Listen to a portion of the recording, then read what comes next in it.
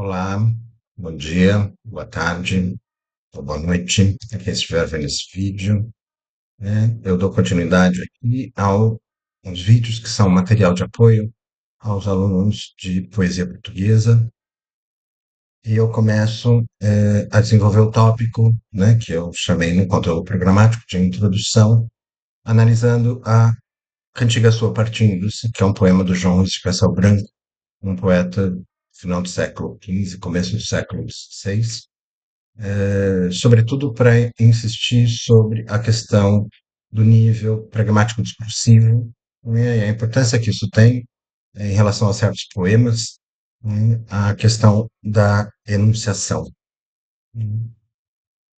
Vamos lá, então, o poema de João Luís de Castelo Branco é um poema relativamente conhecido.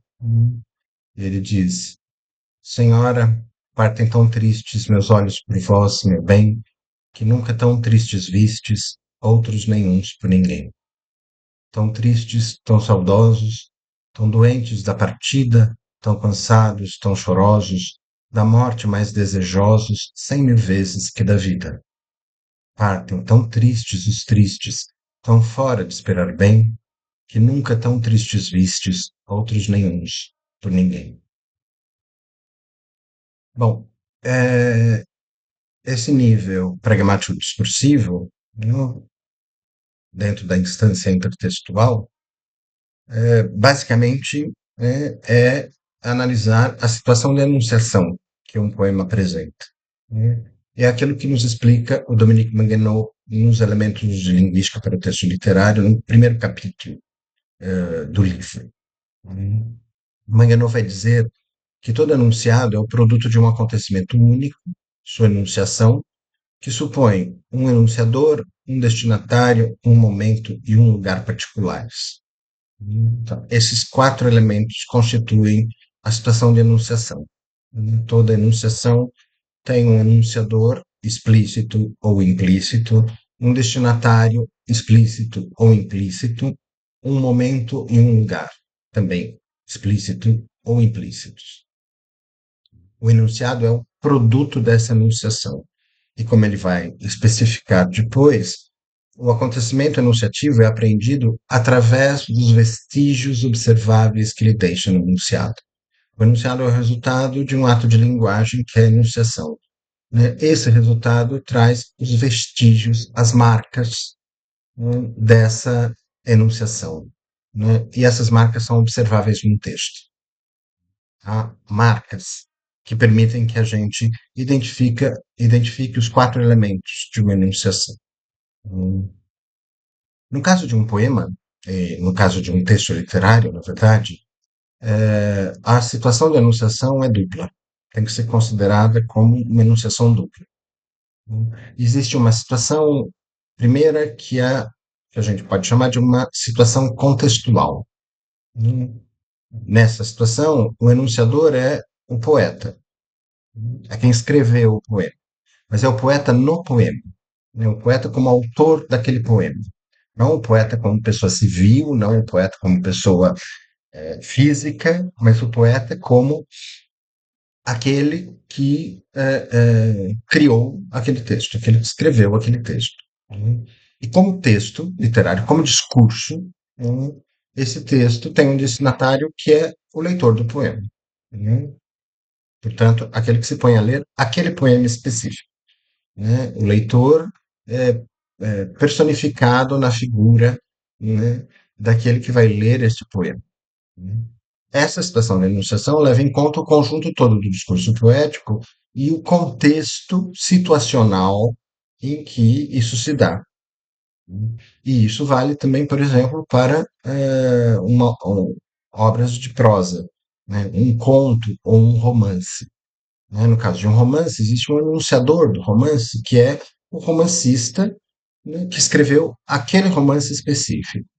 E existe um destinatário, que é o leitor deste romance específico. Né? É, Quando a gente lê o romance, a gente aceita desempenhar esse papel de leitor daquele romance. Né? Essa situação é a situação contextual. Né? E isso tem a ver com todo o conjunto do discurso literário, romanesco ou poético, na sua relação situacional. Né? Por outro lado, há uma outra situação, que é a situação de enunciação interna ao poema, assim como há uma situação de enunciação interna a um romance, né? Existe um enunciador que agora é um enunciador específico do texto, do poema ou do romance, né? Então, no caso, né, se nós pensarmos num romance homodiegético, né, em que o narrador é a personagem principal do romance, né, esse enunciador é esse eu que fala, né, no romance, e a gente não confunde esse eu que fala no romance com o autor do romance. A gente sabe que esse eu é um personagem, porque justamente é a situação interna de enunciação. É esse eu. No poema acontece a mesma coisa, né? Eu posso ter um eu, ou esse eu pode não estar explícito, né? Ou ele pode estar pluralizado num nós, né? E esse discurso tem um destinatário, que também pode ser um destinatário implícito, ou pode ser um destinatário explícito. Esse eu se dirige a um tu, esse eu se dirige a um vós, né? Esta é a cena da enunciação de um texto. A primeira situação não é uma cena da enunciação, é um contexto situacional de enunciação. Aqui, esta é uma cena da enunciação. A aproximação com o romance é para insistir que, quando a gente fala em cena da enunciação em relação ao poema, a gente está falando da ficção do poema. O poema cria uma ficção em que um eu exprime, enuncia determinadas coisas, e isso é feito para um destinatário. Essa cena da enunciação é que é importante de analisar, né? Porque essa cena justamente configura, dentro do poema, uma relação intersubjetiva, né, entre um enunciador, um eu e um destinatário, um tu, né, ou um você, ou um vós, ou um vocês, né, dependendo de como esse destinatário vai se configurar, né. Estabelece uma relação entre eles. E o poema permite que a gente perceba quais são os papéis que essas figuras desempenham dentro do texto, né? O que cabe ao enunciador fazer, o que cabe ao destinatário fazer. É o próprio texto que institui isso, né? No caso do poema do João Luís de Castelo Branco, isso fica muito claro logo nos dois primeiros versos, né? Senhora, partem tão tristes meus olhos por vós, meu bem.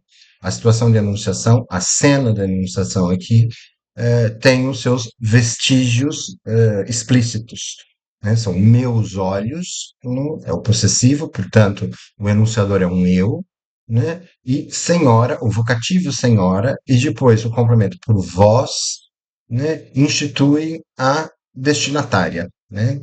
Uma mulher, uma senhora, né? Que é tratada por vós. Vós é a pessoa, a segunda pessoa do plural, mas aqui usada para designar, né, uma pessoa no singular, né? O que é um outro aspecto importante da cena de enunciação. A gente fala em pessoas da enunciação que são diferentes das pessoas da gramática, né? Vós, na gramática, é a segunda pessoa do plural. Aqui, vós é a, uma pessoa singular, a destinatária feminina do enunciador, do discurso do enunciador, né? Então, tem as marcas da presença do enunciador e do destinatário, né? Como se fosse uma cena, né, em que um sujeito se designa por eu, né, se dirige a uma mulher, né? E os outros dois elementos, né, da enunciação, segundo Maguinot, o lugar e o momento, né, os vestígios desses elementos estão no verbo, né? Meus olhos partem tão tristes. Esse partem, né, no singular, no presente do indicativo, né, diz que esse discurso está sendo feito no momento em que a ação está sendo realizada, né? Então, num agora e num aqui diante do qual os dois estão, né? Então, o eu está diante do vós. né? Esse enunciador está diante da destinatária e está dizendo de uma ação que começa naquele lugar e naquele momento, né? E é o verbo no plural.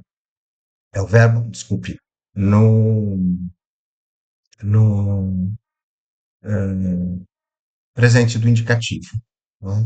Então, eu tenho os quatro elementos e eu tenho a cena armada já por esses versos, né? E uma cena que institui papéis para o locutor e para a interlocutora, para o enunciador e o destinatário, mas como esse enunciador está explícito e esse destinatário também está explícito, eu tenho mesmo um locutor e uma interlocutora, né?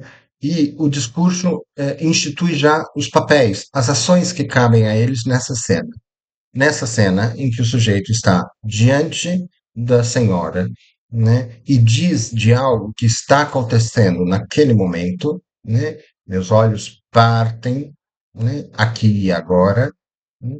O papel desse locutor é o papel de dizer, né. Ele é o responsável pela enunciação, ele é o responsável por dizer, é a sua ação. E a interlocutora cabe ouvir, né, queira ou não, né, ele está se dirigindo a ela, né? Ela está ouvindo esse discurso que ele diz, né? Então veja como a enunciação nos põe já questões importantes, né? Eu tenho uma cena em que dois personagens, né, é a ficção do poema, né, desempenham diferentes ações. A ação de dizer, a ação de ouvir, né? E isso está demarcado pelo próprio discurso, por elementos do próprio discurso, né? O locutor é marcado sempre pelos pronomes pessoais, fetos ou oblíquos, eu, me, mim, né? Ou o plural, né? Os possessivos, meu, meus, minha, minhas, ou plural, né? E o interlocutor também, né? Pode ser tu, pode ser vós, né? Vós pode configurando uma pessoa só, né, como é neste caso, ou vós pode configurar um plural, né? Mais de um interlocutor considerado no conjunto, né? Ou também pode ser você, vocês. E aí o singular e o plural fica bem demarcado, ok? Como eu tenho um locutor e uma interlocutora, como eu tenho esses papéis de dizer e de ouvir, né, eu vou considerar que o que eu tenho aqui é um monólogo. Não é um diálogo, porque em momento nenhum a senhora toma a palavra e responde a esse locutor que se diz eu, né? Só ele fala.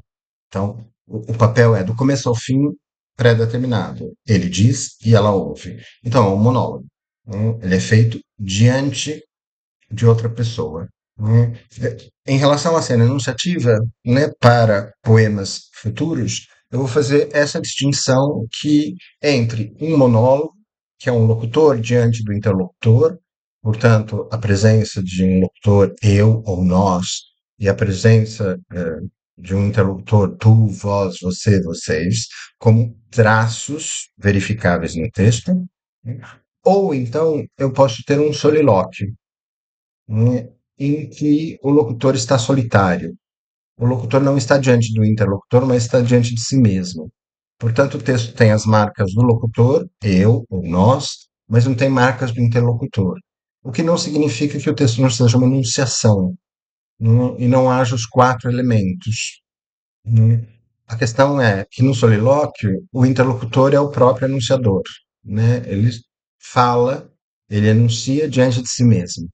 Ele anuncia, e há certos casos em que isso fica claro, ele anuncia para si próprio, não para outra pessoa, né? Essa outra pessoa não aparece, né? Então, apenas uma distinção, né? Chamar de monólogo quando o locutor está diante do interlocutor e solilóquio quando o locutor está solitário, né? Nessa cena enunciativa do monólogo, que constitui o poema, né? O locutor diante do interlocutor, a relação intersubjetiva que se estabelece demarca dois aspectos importantes. O primeiro deles é que o interlocutor, em relação ao locutor, é aquele diante de quem o locutor fala. né? Então, o tu ou o vós é aquele diante de quem o eu fala, né? O que isso quer dizer, né? É, é o aspecto do discurso, da enunciação, que nos diz aquilo que o eu diz, né? O que se pode chamar de enunciado oposto, né? Em outra parte do livro do Manganão ele vai falar disso, né? O enunciado posto, né? O que é que o eu diz? O que é que a pessoa do locutor quer que a pessoa do interlocutor saiba, do ponto de vista do conteúdo, né? Daquilo que é preciso ser dito, né? Mas há um outro aspecto que considera o interlocutor como o outro a quem o eu se dirige, né? E aí a gente tem a questão de que o outro é uma subjetividade, e, portanto, não basta só perceber o que o eu diz para o outro, mas também o porquê o eu diz o que diz ao outro. Portanto, não é só o conteúdo da mensagem, mas a motivação. Se é uma cena, né, há uma razão porque aquele locutor diz o que diz para aquele interlocutor, né? E a observação da cena enunciativa e entender que a cena enunciativa é uma relação intersubjetiva leva a observar os dois aspectos. O que o eu diz, o conteúdo do que ele diz ao interlocutor, né? Isso é o enunciado posto, mas também perceber a motivação que o leva a dizer o que ele diz. Geralmente, essa motivação é pressuposta ou subentendida. Muitas vezes, o locutor não diz o porquê dele estar dizendo o que ele está dizendo. Nós é que precisamos inferir, a partir do que está sendo dito, né, a motivação.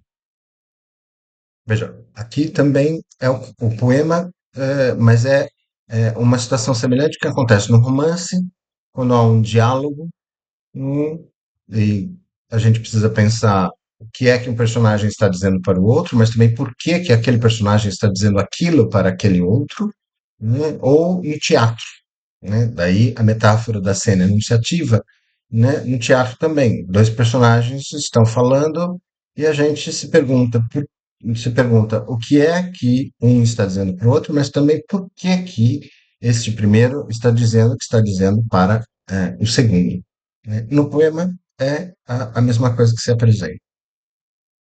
Bom, voltando ao poema do João Luís de Castelo Branco, né? E aos dois primeiros versos, Senhora, né, colocado agora na ordem. Senhora, meus olhos partem tão tristes. É isso que ele diz a ela. Senhora, meus olhos partem tão tristes. Bom, qual o enunciado posto aqui, né? O que é que ele está dizendo a ela?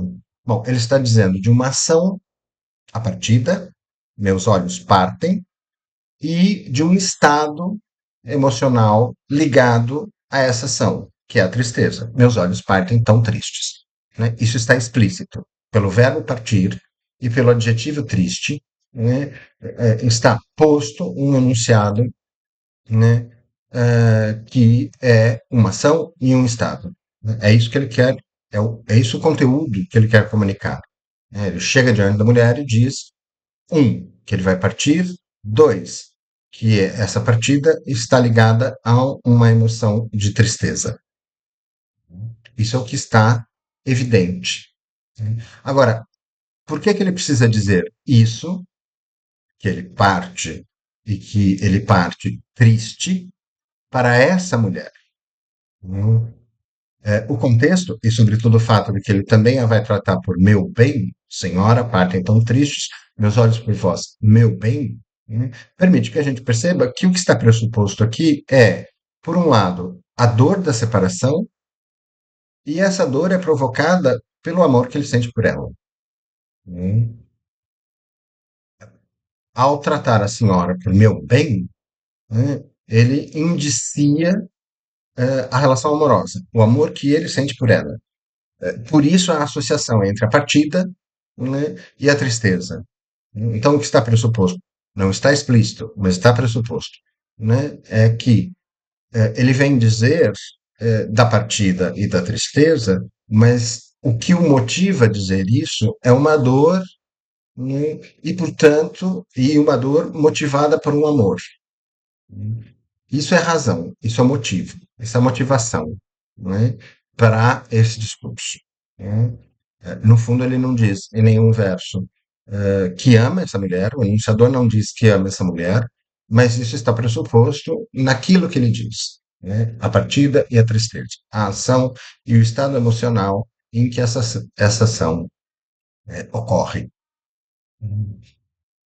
E aí a gente pode começar a observar mais de perto certos aspectos dessa enunciação e perceber como é que ele se processa, né? Partindo do enunciado posto, né? Justamente a partida. Ele não diz, o poema não diz, né? A enunciação desse sujeito não é eu parto, mas meus olhos partem, né? E há uma diferença, né, em dizer uma coisa e em dizer outra, né? Uma coisa é dizer eu parto tão triste, outra coisa é dizer meus olhos partem tão tristes, né? De um ponto de vista retórico, meus olhos partem é uma metonímia. A gente entende como uma metonímia, ou seja, a parte pelo todo, né? O específico da metonímia, que se chama sinédoque, que é a parte substituir o todo, né? Não se anuncia o todo, eu parto, mas se anuncia uma parte desse todo. Meus olhos partem, né? Nenhum leitor ia pensar que os olhos saltam da cara do sujeito e vão embora e o resto fica, né? É esse o princípio da cinética. Agora, a gente precisa se perguntar por que essa substituição? Por que ele não diz eu parto e precisa dizer meus olhos partem? Ora, se eu observar cada um dos aspectos, o todo, o eu parto, designa o sujeito no seu conjunto. Meus olhos partem, só a parte dos meus olhos especificam o corpo, não o sujeito como um todo, mas o corpo, parte do corpo, parte daquilo que pode ser visto. Portanto, se o sujeito diz eu parto, ele está simplesmente dizendo de si como sujeito. Agora, quando ele diz meus olhos partem, ele está mostrando, né? É o corpo que se afasta, é o corpo, né, que vai embora, né? Os olhos não é dizer da partida, é mostrar a partida. Estes olhos que estão diante de você vão partir. Não, daqui a pouco não estarão mais diante de você. Ora, isso nos coloca um segundo par, né, de ações praticadas pelo locutor e pela interlocutora, né? O interlocutor não está só preocupado em dizer, em enunciar, mas também em mostrar aquilo que ele, eh, essa ação, mostrar a ação da partida, né? E, portanto, se ele mostra, ele obriga a interlocutora a ver, né? Então, não é só os papéis de dizer e de ouvir, mas é também os papéis de mostrar e de ver. Importa para esse locutor que ela veja a partida, né? E, sobretudo, que ela veja a tristeza. Né? Não basta ele dizer que está triste, ele quer mostrar a ela que está triste. A gente pode pressupor que ele diz: meus olhos partem tão triste, portanto, nos olhos estão a marca dessa tristeza. Né? Eles podem estar marejados, ele pode estar chorando, né?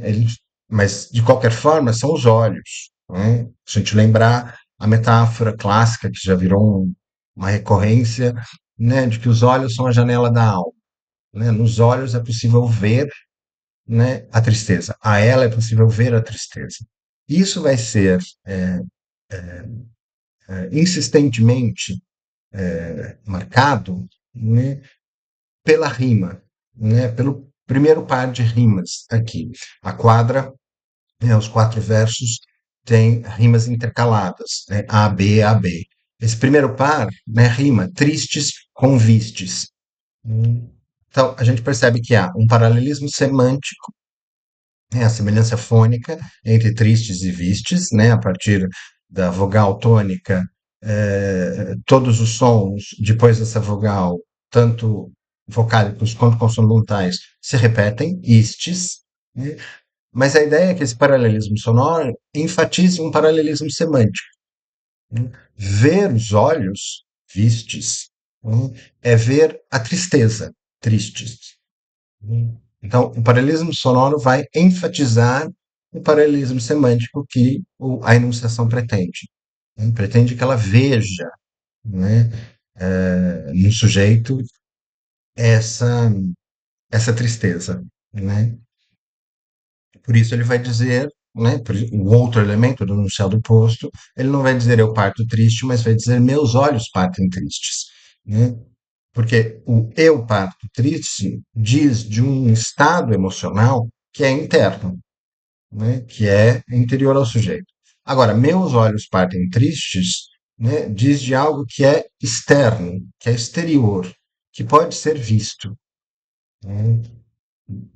Daí a gente poderia dizer, né, numa diferenciação entre sentimento e emoção, né, que o sentimento é aquele interno, aquele que não pode ser visto, aquele que pertence a cada um. Eu parto, quando alguém enuncia eu parto triste, o interlocutor só tem que acreditar que aquela tristeza é verdadeira, né? Porque ele não pode ver.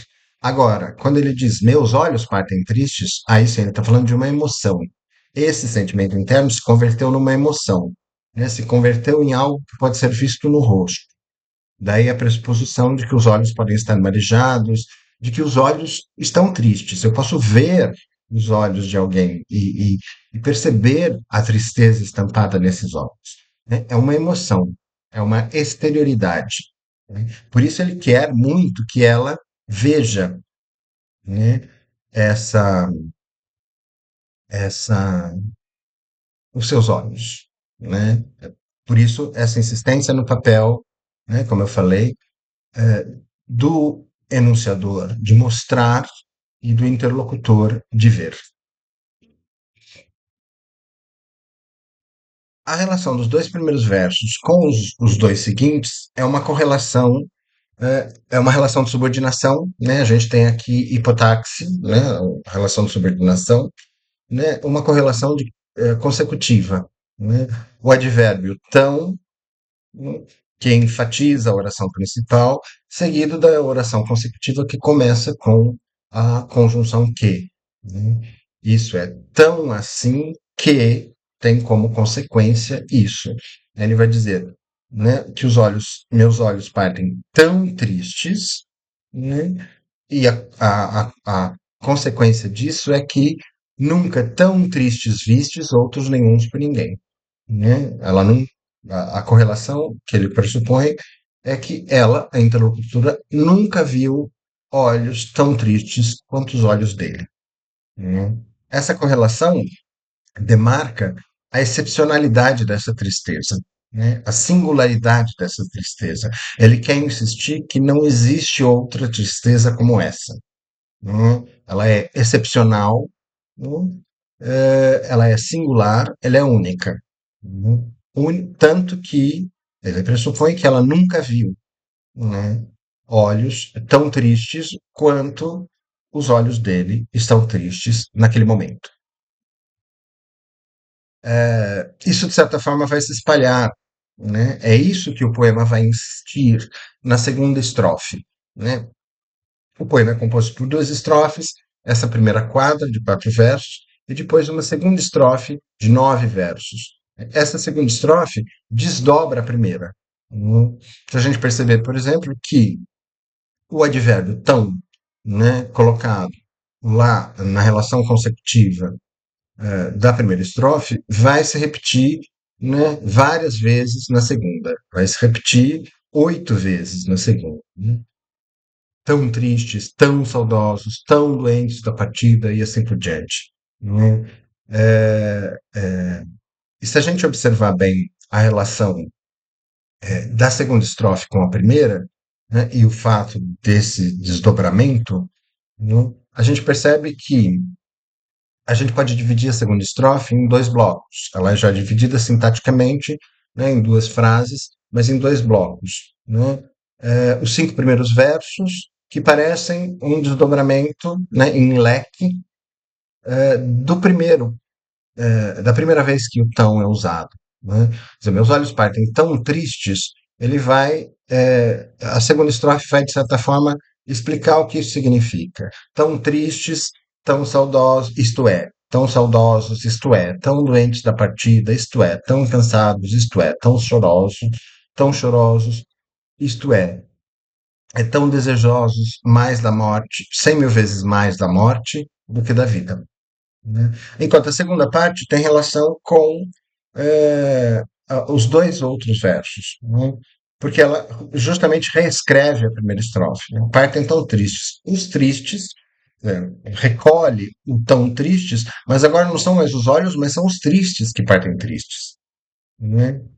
Estão fora de esperar bem, né? O que significa partir triste? Significa partir fora de esperar bem, partir fora de esperar algo de bom, né? E os dois últimos versos que repetem os dois últimos versos da quadra, que nunca tão tristes vistes, outros nenhuns por ninguém, né? Além disso, a gente percebe como, né, essa aproximação formal também se caracteriza no uso da rima, né? A gente tem na quadra as rimas intercaladas, né? A, B, tristes, bem, vistes, ninguém, né? A primeira parte da segunda estrofe, né, tem um par diferente, né, de rima uma organização diferente, porque a primeira parte são cinco versos, então tem A, B, né, saudosos, chorosos, desejosos, partir da vida. Mas os quatro últimos versos retomam as mesmas rimas da quadra. Tristes, bem, vistes, ninguém. Inclusive, aprofundando, né, o emprego do adjetivo, né? Se ele usa duas vezes o adjetivo tristes, né, na primeira quadra, que, né, inclusive faz ecoar a rima internamente, né, que nunca tão tristes vistes, afinal as duas palavras rimam, aqui ele repete, né, partem tão tristes os tristes, que nunca tão tristes vistes, essa insistência no som para insistir mesmo na, na tristeza, né? Essa relação, né, o fato de que a segunda estrofe parece ser um comentário estendido da primeira, né, se a gente observar, né, a segunda estrofe começa com o elemento que termina o primeiro verso. Senhora, partem tão tristes, aí ele começa tão tristes, tão saudosos, né? E os dois últimos versos da quadra são repetidos nos dois últimos versos da segunda estrofe. Então eu tenho essa relação, né, que aí, de um ponto de vista interdiscursivo, né, portanto, aqui eu recorro não mais à análise intratextual, mas à instância interdiscursiva, ou seja, o contexto histórico e literário, né, essas características da constituição do poema justificam ele se chamar cantiga. Porque formalmente, né, a partir do século XV e nos séculos XV e XVI, né, o que se chama cantiga é uma forma específica de poema, né? Por um lado, o nome remete à origem da poesia, né? Vamos lembrar que a poesia em língua portuguesa começa com os trovadores e, naquele caso, os poemas, o que hoje nós chamamos de poemas, eram letra de música. Todo poema era composto para ser cantado, não para ser lido, né? Tanto que os poemas são recolhidos depois em cancioneiros, né, que registram essas letras de música. E aí, hoje em dia, a gente lê como poema. Mas, na sua origem, aquilo não era um poema para ser lido, era um poema para ser cantado, né? Na passagem do século XIV para o século XV que a poesia se torna independente da música. E aí os poemas passam a ser compostos para serem lidos, não mais para serem cantados, mas para serem lidos. Hum. Mas algo se conserva, né? Certos elementos formais, certos elementos estruturais e, sobretudo, certos elementos enunciativos se conservam nessa passagem, né? Então, o poema passa a ser escrito para ser lido, né? Mas conserva esses traços. É o que acontece, por exemplo, com essa forma que se chama cantiga. É uma cantiga, mas não foi escrita para ser lida, para ser cantada, desculpe. Ela foi escrita para ser lida, mas ainda assim mantém traços do que seja uma cantiga, né? E, neste caso, na poesia do século XV, o que se chamava cantiga era um poema composto de uma primeira estrofe que se chamava mote. Esse mote pode ter dois, três ou quatro versos, né? No caso do poema do João Ruiz de Castelo Branco, são quatro versos, né? E o mote apresenta o tema, né? Apresenta aquilo que vai ser desenvolvido. E esse mote é seguido por uma volta ou mais de uma volta, por voltas, por estrofes, agora maiores do que a estrofe do mote.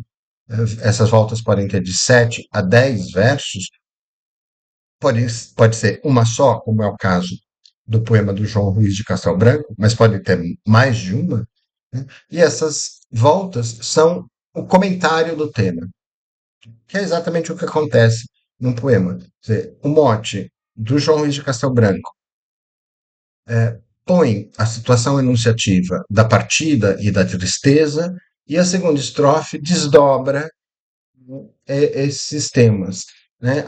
Explica, de certa forma, o tão tristes, desdobra em leque o tão tristes, tão saudosos, tão doentes, etc, né? E esses elementos de recuperação, muitas vezes as voltas recuperam os versos do mote, como ele faz aqui, né? Termina a volta com os mesmos versos do mote.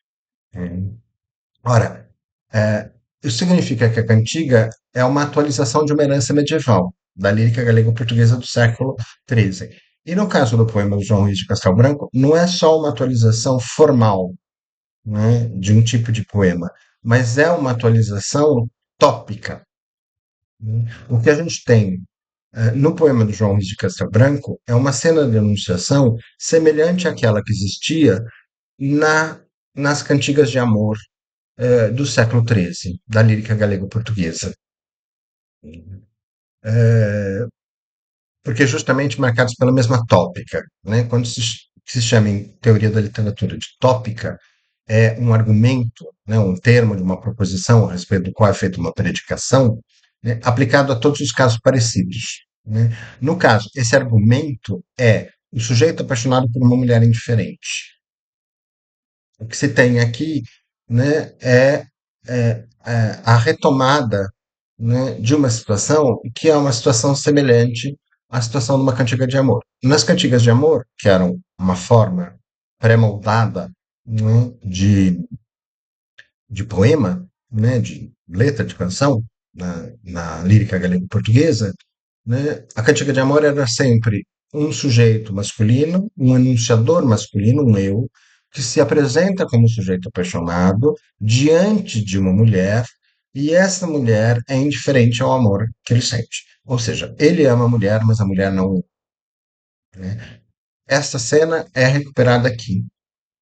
Não há uma, não está explícito, né, que a mulher não o ama, né? Está implícito, né? Se ele tem a necessidade de dizer para ela, né, e que parte triste, e uma tristeza que ela nunca viu, né? Ou seja, a cena de enunciação em que ele diz e mostra, né, diz da sua partida e mostra a sua tristeza e obriga que ela ouça e veja, né, faz a gente pressupor de que ele precisa fazer isso porque ela não o ama, porque ela não está triste.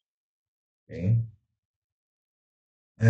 E isso também está marcado pela forma de tratamento. Quer dizer, um outro elemento top, né, no poema em relação à lírica galego-portuguesa, ou seja, em relação à forma da cantiga de amor, além do sujeito apaixonado por uma mulher indiferente, ou seja, a ausência de reciprocidade amorosa, está na forma de tratamento da mulher como No caso das cantigas de amor, Mia Senhor. E aqui, né, é a primeira palavra do poema, senhora. Né? O senhora, né, e o vós, como a gente vai ver, né, é uma forma de tratamento que marca a diferença de status. Uma diferença de status que na cantiga de amor era uma diferença de status social, né? A mulher era sempre imaginada como superior socialmente ao sujeito, ao trovador, né, ao poeta, né? Mas também uma diferença de status sentimental, né? O sujeito é apaixonado, a mulher não. O sujeito ama a mulher. A mulher não ama o sujeito. Né? Então, são dois elementos tópicos, né, que o poema recupera de uma tradição poética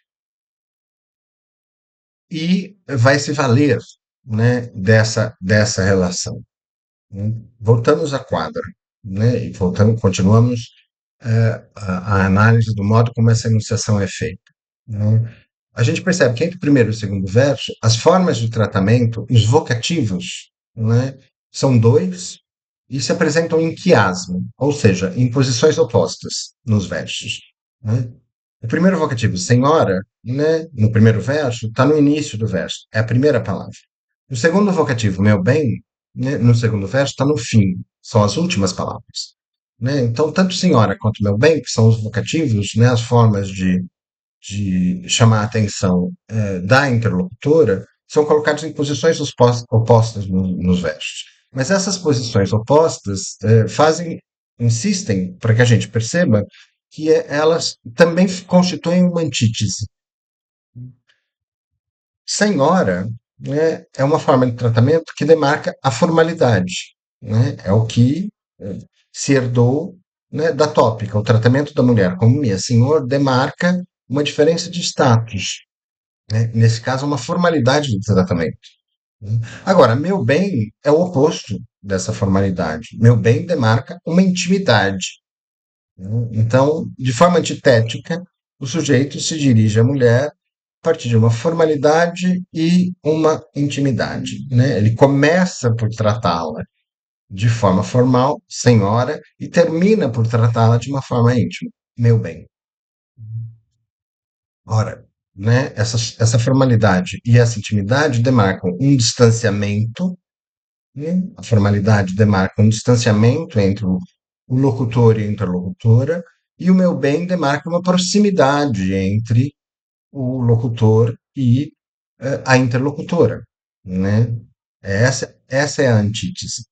Ora, se a gente pensar agora, né, no enunciado pressuposto, né, de que eu falei lá atrás, o fato de que o que está pressuposto nessa enunciação é o que está posto na enunciação é a partida e a tristeza.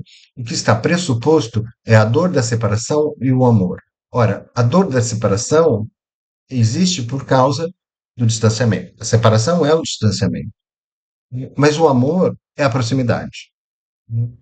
Ele diz senhora porque eles vão se distanciar um do outro. E esse é o motivo da dor. Ele diz meu bem porque afinal a ama. Isso os aproxima. Isso aproxima ele dela, não ela dele. Porque ela não o ama. Né? E isso fica claro se a gente observar mais de perto a cena enunciativa no que diz respeito aos pronomes pessoais. Né? Os vocativos são claros, senhora e meu bem. Mas no meio do caminho, ele trata a mulher por vós. Né? Eu tenho um eu, que é o locutor, e a interlocutora é expressa por vós. Ou seja, a segunda pessoa do plural usada como forma de tratamento para a segunda pessoa do singular. A segunda pessoa da enunciação, né? Que é singular, que é essa mulher. Ora, o Manguenot vai dizer, no caso dos pronomes pessoais, no mesmo capítulo sobre a situação da enunciação, que o princípio que guia a escolha do tu ou do vós, né, num texto é o fato de se pertencer ou não à mesma esfera de reciprocidade. Né? Pode-se usar o vós para marcar a exclusão, o distanciamento, e não por respeito.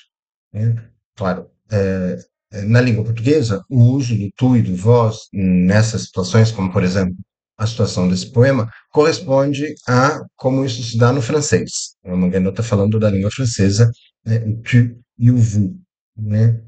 E a regra na língua, no francês geralmente é a ideia de que o tu indica uma intimidade e o vous indica, né, uma forma de respeito.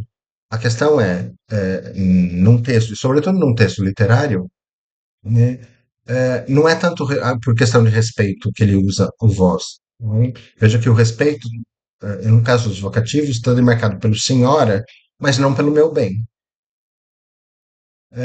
A questão é o fato de se pertencer ou não à mesma esfera de reciprocidade. Ou seja, o tu demarca que os dois pertencem à mesma esfera de reciprocidade.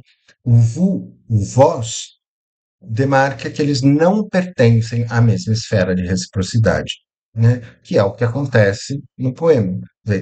Como é que como é que a gente entende ele usar o vós como forma de tratamento? Ora, ele, o enunciador, o locutor, se encontra na esfera do amor. Ele ama essa mulher, mas ele demarca que ela, a interlocutora, não está na mesma esfera que ele. A esfera que ela ocupa é a esfera do não amor, é a esfera da indiferença. E aí, então, essa questão do vós, né, como está colocado, a gente poder se perguntar, né, voltar lá no que eu falei, né, toda vez que eu tenho uma relação intersubjetiva, eu tenho o que o enunciador diz, o que o locutor diz ao interlocutor, e eu tenho o porquê ele diz. Né? Se a gente observar aqui, né, o lugar que o pronome ocupa e se perguntar por que que ele usa o vós, né, a gente vai notar uns aspectos importantes do poema. Bom, partem tão tristes meus olhos por vós, né? Eu tenho uma construção, né, que há um hipérbito, há um deslocamento do sujeito, né? Não é meus olhos partem tão tristes, né? Partem tão tristes meus olhos por vós, né? Ele aproxima meus olhos de vós e deixa distante, né, de por vós o verbo partir e o adjetivo tristes, né? É, e, por outro lado, eu também tenho aqui um enjambement, né, entre o verso primeiro, um e 2, né? Porque justamente partem tão tristes meus olhos, né? O verso acaba, mas a frase não, a oração não. Então, o verso acaba, mas o sujeito do verbo que está nesse verso só aparece no verso seguinte, né? Então, se encavalam. Quando eu tenho uma situação como essa, eu percebo que há um tensionamento entre o ritmo e a sintaxe. Esse tensionamento fica claro quando, como é que eu leio, né? Se eu respeitar o verbo, o verso, desculpe, Senhora, partem tão tristes, meus olhos por vós, meu bem. Eu prejudico a sintaxe, eu prejudico a percepção de quem me ouve da relação entre o verbo e o sujeito. Se eu respeitar a sintaxe, senhora, partem tão tristes meus olhos, né, eu desrespeito a métrica, eu desrespeito a pausa que separa um verso do outro, né? Isso é um tensionamento, né? Eu preciso encontrar um meio termo, né? Então há um tensionamento entre o ritmo e a sintaxe, ou entre a métrica e a sintaxe, né, que está aqui. Tudo isso, de certa forma, demarca, né, ah, esse destaque especial que por vós tem. Né? Por vós, afinal, fica lá no fim. Partem tão tristes meus olhos por vós. E essa posição cria uma ambiguidade. Porque se eu tivesse a ordem natural da língua, ou seja, sujeito, verbo e complementos, né, ficaria claro se meus olhos partem tão tristes por vós, ou meus olhos partem por vós tão tristes. Então, e cada uma dessas construções aproxima a expressão por vós, seja do adjetivo num caso, seja do verbo no outro. Então eu tenho uma ambiguidade aqui. Eu não sei se a insistência é no tristes por vós ou se a insistência é partem por vós. Por que que isso é importante? Porque cada uma dessas construções diz uma coisa diferente. Se meus olhos partem tão tristes por vós, eles partem tristes por vos amar. É esse o desdobramento que eu entendo. Meus olhos partem tristes por vos amar, ou seja, a causa da tristeza, a causa da dor, não é? É porque os olhos amam a mulher, é que eles partem tristes. Se eles partem por vós, eles partem por causa do vosso querer. Eles partem porque ela quer que ele vá embora. Afinal, a situação tópica da cantiga de amor é o sujeito apaixonado e a mulher indiferente. A expressão do amor, né, o sujeito apaixonado diante dessa mulher é um incômodo para ela e ela quer que ele vá embora. Não? Então, eu posso supor aqui que se a insistência fosse meus olhos partem por vós, é por causa do vosso querer, ou seja, né, ela é a causa da partida, da separação. Né? Então, a interlocutora aqui é colocada em duas situações diferentes. O discurso do locutor coloca a interlocutora em duas situações diferentes. Ou a coloca como causa da tristeza e da dor, porque ela é a amada, ou a colocam como causa da partida e da separação, porque ela é a responsável por essa separação. Isso demarca as situações do voz, que são duas situações diferentes. Né? A gente pode dizer que há, por um lado, né, se a, eu entendo a relação como os olhos partem tristes por vós, portanto, por vos amar, né, ela é a causa da tristeza e da dor, né, o que o locutor está fazendo é um lamento diante da amada, porque tem que se afastar dela e sofre por causa disso. Agora, se a relação é partem por vós, ou seja, por causa do vosso querer, se ela é a causa da partida e da separação, aí então os versos são uma acusação. Ele vem diante dela para acusá-la como responsável por aquela separação e, consequentemente, pela dor que ele sofre. Mas são duas posições diferentes. Ele vem lamentar-se da sua dor porque é a forma de dizer que a ama. Ele vem acusá-la de ser a responsável pela dor, né? Porque é a forma de dizer que ela não o ama. E, então, volto a dizer, há uma ambiguidade. Por isso que eu coloquei aqui, né, há uma ambiguidade ética, né? O locutor constrói uma ambiguidade ética em relação ao interlocutor. Por um lado, né, ele coloca a interlocutora como responsável pela sua partida, portanto, a acusa de ser responsável pela sua partida. Por outro, ele vem lamentar e, portanto, vem dizer que ela é amada. Construção, a ordem dos elementos na frase não permite que a gente escolha uma ou outra. Permite que a gente perceba, né, que há duas coisas aqui. Perceba que há um lamento e, ao mesmo tempo, uma acusação. Né? E aí, o que que isso significa como uma última forma de provocar algo na interlocutora? Porque, né, há o que ele diz, há o que o motiva a dizer isso e há o que ele quer causar, né, nessa interlocutora. Então, se eu entender, né, que o que ele está dizendo é que os olhos partem tristes por vós, portanto, no âmbito do lamento, o que ele provoca o que ele quer provocar na interlocutora é outro sentimento, a piedade. Ele vem dizer que a ama e que sofre porque tem que se separar dela. Ele espera com isso provocar nela a piedade, né? Que ela se apiede dele. Se ela não o ama, pelo menos ela vai ter piedade. Agora, se ele vem acusá-la, se ele vem dizer que os olhos partem por causa dela, ela é responsável pela partida, então o que ele quer provocar na interlocutora é remorso. Né? Ela sinta remorso por agir de forma a levá-lo a sofrer. Ora, isso, né, espero que vocês tenham percebido, né, toda essa análise, né, sobretudo a análise da quadra, passa por entender o poema como uma enunciação, né, entender o poema como essa cena, e a gente perceber o que está agenciado para a constituição dessa cena, né?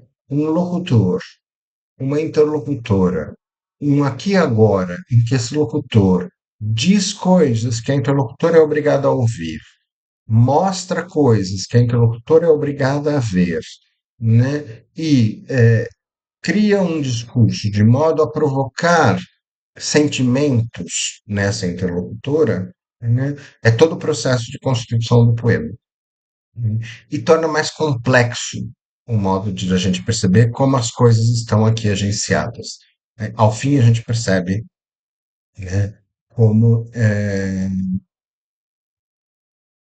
a enunciação é mais complexa do que, num primeiro momento, poderia parecer.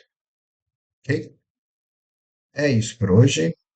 Fico por aqui. Até uma próxima vez. Tchau.